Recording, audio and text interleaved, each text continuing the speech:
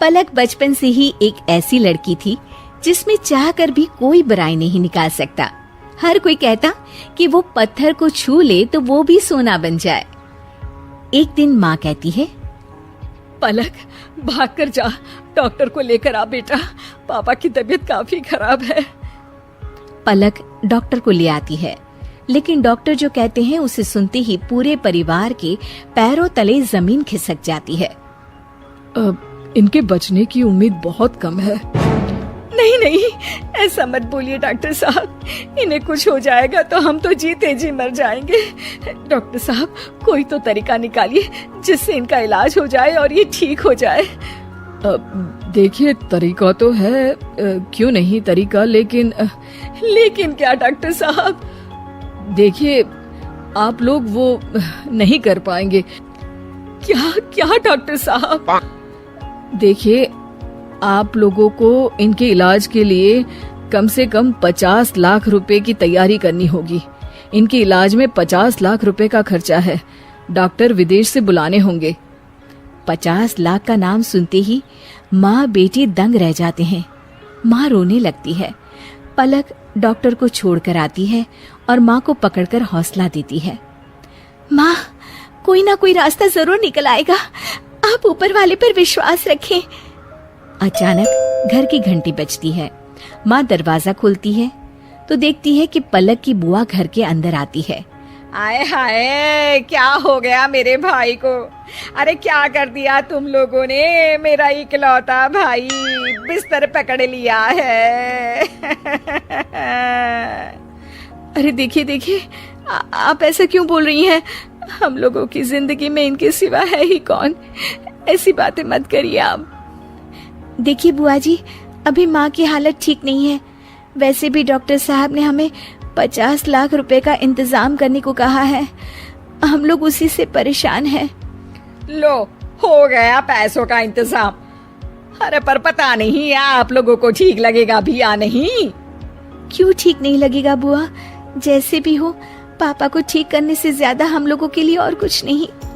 अरे रुक पलक, पहले इनकी बात तो पूरी सुन ले। दरअसल मेरे घर के पास ही राकेश रहता है।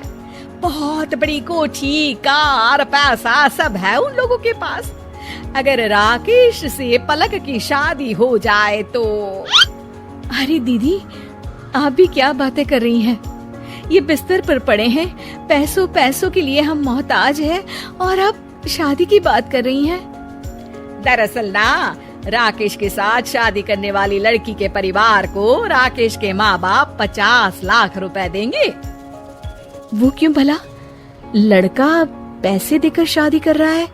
बात हजम नहीं हुई। अरे माँ, रहने देना, हमें क्या, पैसे तो मिल रहे हैं ना पापा के लिए। अभी ये सोच।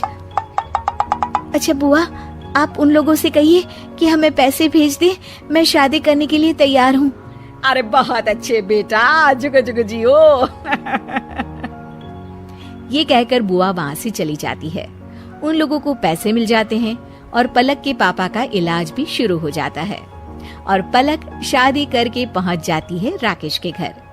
राकेश बहुत ही सीधा साधा, कोई काम धाम न करने वाला लड़का होता है।